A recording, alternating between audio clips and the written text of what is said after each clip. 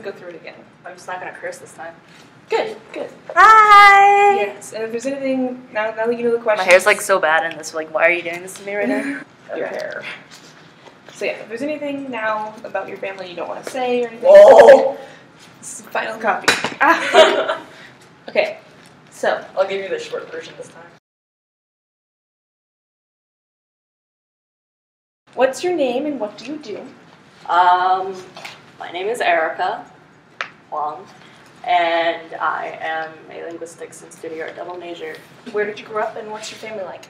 I grew up in New York, and my family is that typical Chinese American family that you always think of. Tell us about your art and what medium do you use and why?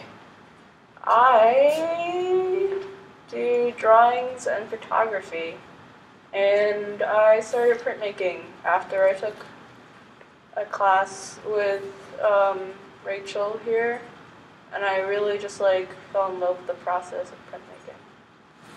Oh. So I do silk screens. What inspires your work? Is there like an inspirational figure or place? Mostly what inspires me is just my own life experiences, I guess, and then that like shared experience of like identity. So like interpersonal relationships and identity. And in your recent show, you talk about conflict with your identity. Can you tell me more about that? And what has been your greatest struggle? So being a Chinese American can be really rough for people who have been mostly exposed to like solely one culture, because like you can't really, there's not always a great balance between your birth country and like the country that your family came from, you know, like the cultural divide. And it's also very hard to just really like reconcile between those two identities because they don't really mesh very well. Yeah, and you said your mom was born in China and grew up in China. Yeah, so like I am a first gen. Well, okay, first gen meaning I was born here, not because I don't use a second gen sort of statement. But yeah, like both my parents were from China, and I was the first one born here.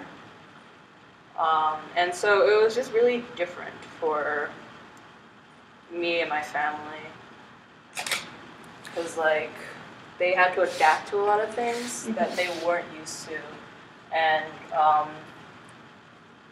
I grew up here, so I was like I became accustomed to like that westernized culture, but like I would go back and like my cousins would be like, what are you talking about? What does this mean? And I would be like, what's going on? What are these things that they're doing? I feel so left out. I don't understand. Yeah. It's hard to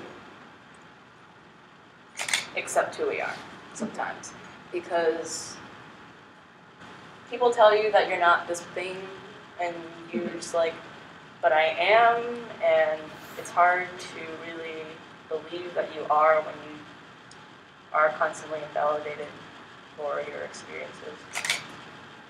Back to your art, what are a few artists that you like to be compared to, or an artist you like? I don't really think I know enough about other artists to really compare myself to them.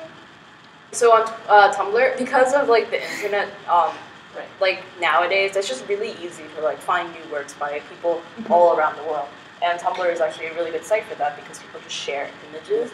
And so like it's really easy to find all these people that aren't like the traditional contemporary artists that you're aware of, because they're like just the average artists, you know, out and about. And I feel like I find daily inspiration from that. And what do you hope to express to the viewer with your artwork?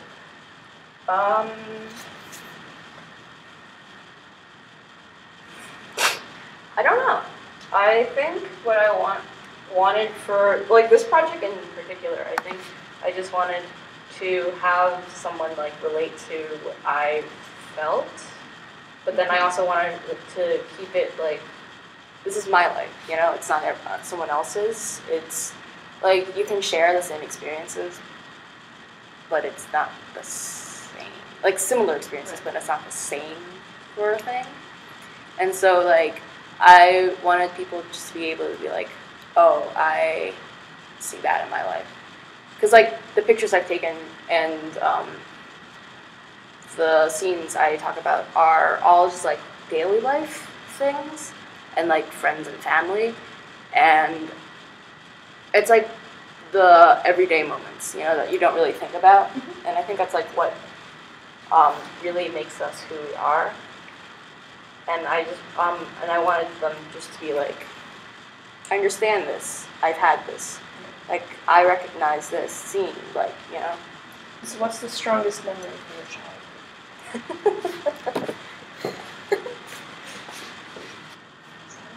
When I was in first grade, I went to public school, right? Well, I went to public school my whole life, but I lived in Queens until I was like in third grade, and I went to like PS 205. And what people really like American children, they really like Chinese food. They like fried rice. They really like fried rice. So when we did like potluck things, my grandmother always made fried rice for like the dinners and stuff. So like every single time we had a barbecue or a picnic or field day or like a party, if it was mine, it would be like dumplings or like fried rice. It's like always fried rice, and everyone's like, I love fried rice. And I'm just like, that's great, but I'm so tired of this. And I'm just like, I never really understood why people liked it so much. And then like I came here and I was like, there is literally very little Chinese food, and I honestly miss fried rice so much sometimes. And it's just like, I kind of get it, but at the same time, it's like you don't really think about it until you take it for granted, you know? Well, so if you could meet your child you and a grown-up you, what advice would you give a child you, and what questions would you ask grown-up? Child me needs to stop being a snot. Because I was a snot. Mm-hmm. I was like that kind of like really arrogant, like I'm smarter than everyone else snot, but I was like also like, oh. See, now I can't even think about it. Is there like anything else you would tell your child self? Just don't be so caught up with what other people think of you. Because I feel like that's what a lot of kids think about. And when I was a kid, I felt that a lot. Honestly, like, so PS205 had a lot of like Asian kids too, because New York City is a little bit more diverse than like the suburbs, because I live in the suburbs now. And I had a lot of Korean American kids in my classes, and I always felt like so disconnected from them, because like they're similar, but they're not. When they get like, they get to have their own group, and I found it very hard to like find kids like me, like Chinese Americans, because like the ones I had in my school just didn't really want to be in a group with me. Aww. You know, it's because it's just really hard to find people who like you.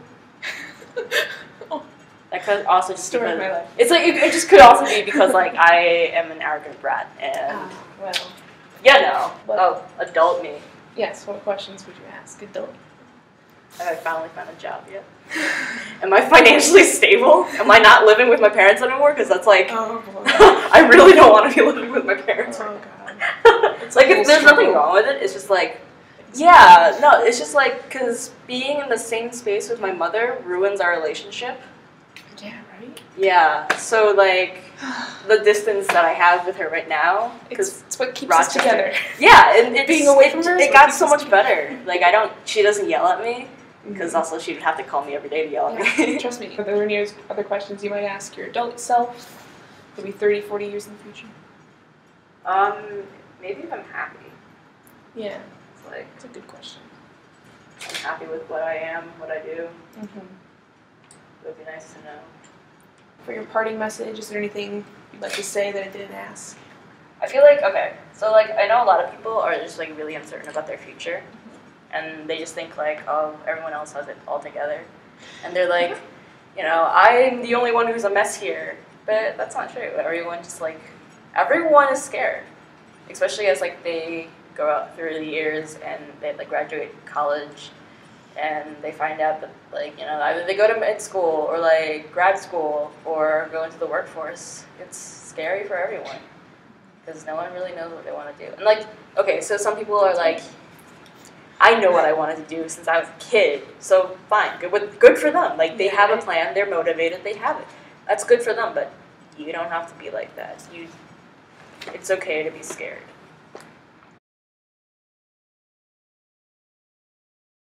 But like it's not actually advice. It's just like it's okay, but I have no solution. I have no solution. Just be scared.